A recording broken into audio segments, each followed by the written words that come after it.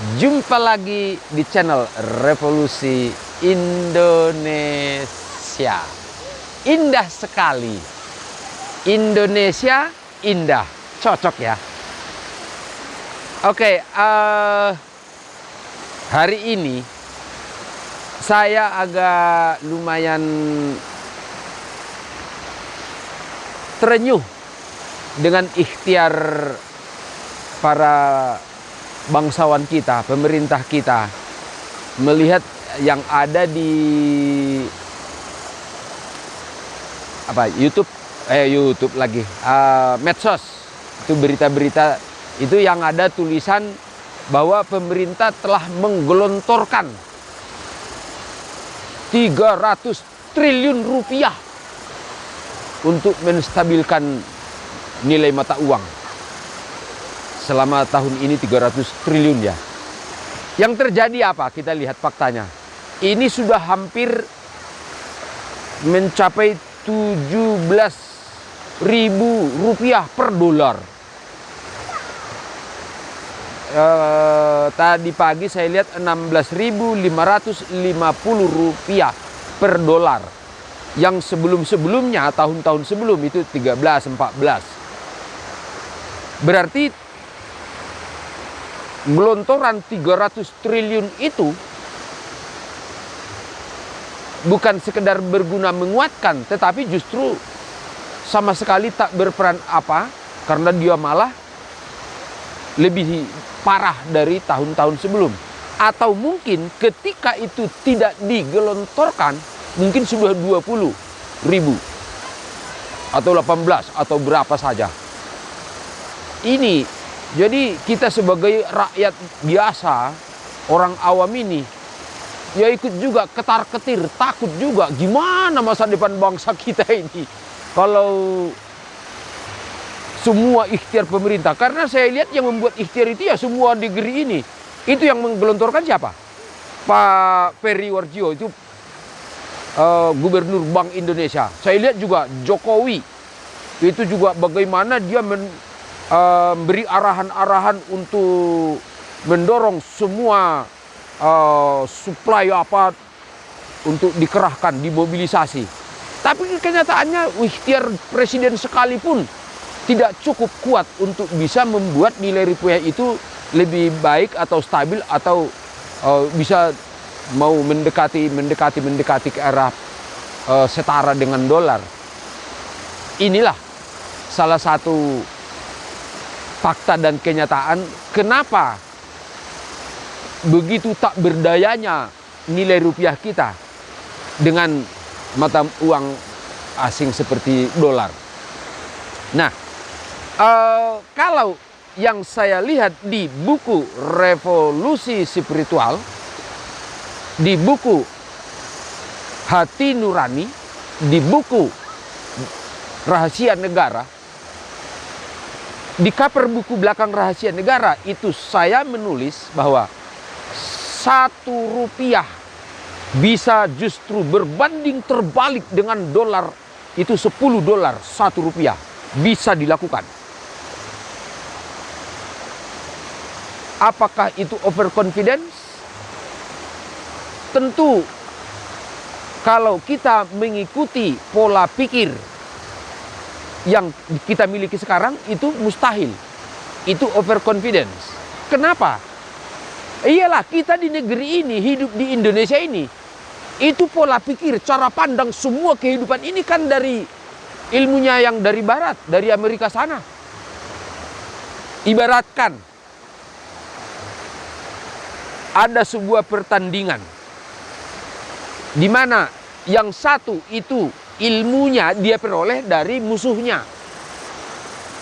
Mungkinkah orang yang memperoleh ilmu dari musuhnya mengalahkan musuhnya? Dengan akal sehat tentu mustahil.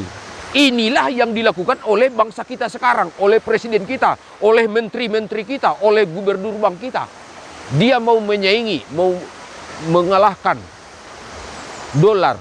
Padahal ilmu yang dia pakai itu adalah ilmunya orang yang membuat dolar itu sendiri, yang membuat persaingan itu.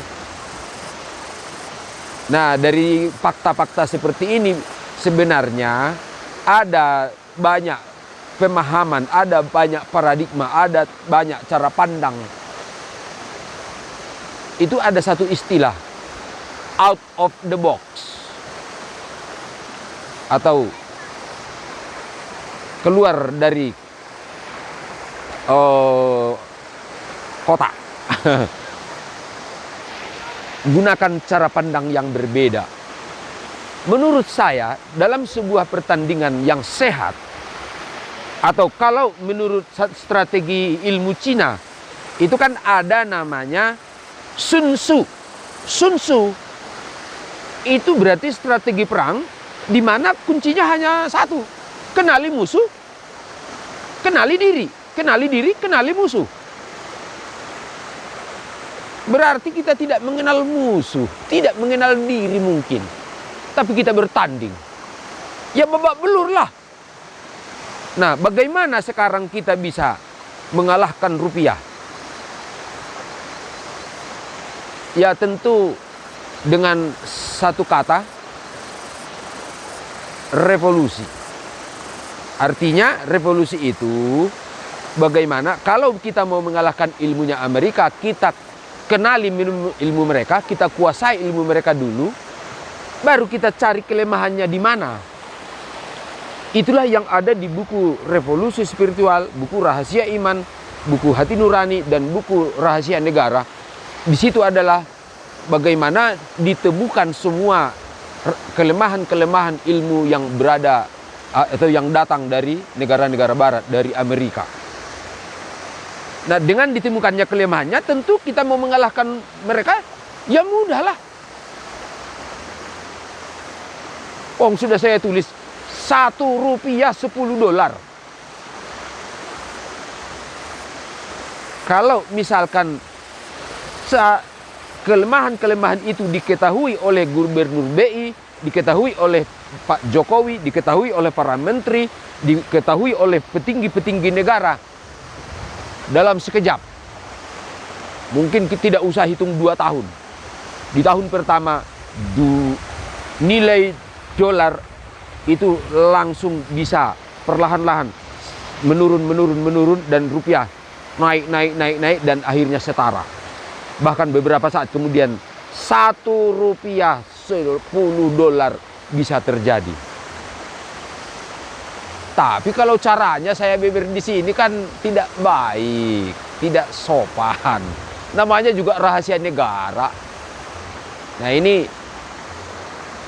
bagaimana ya ini agar Pak Jokowi, para pemerintah, Pak Peri Warjio sebagai Gubernur BI. Pak Peri, kalau Bapak mau menguatkan rupiah dengan cara pandang yang Bapak miliki sekarang, dengan cara menggelontor uang, misalkan Bapak punya emas 2 gunung sekalipun untuk menguatkan rupiah, sembelih saya kalau sanggup. Tetapi dengan strategi yang telah tertulis di 3 buku yang saya lakukan, saya yakin dengan gotong royong. Itu adalah warisan leluhur kita, gotong royong. Dan apa yang saya sudah tuliskan di buku itu dipraktekkan.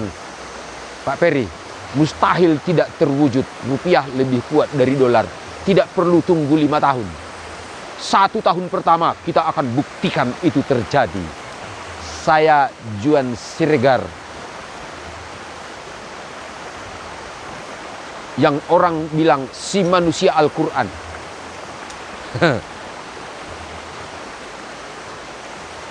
Berkata di hadapan seluruh bangsa Indonesia,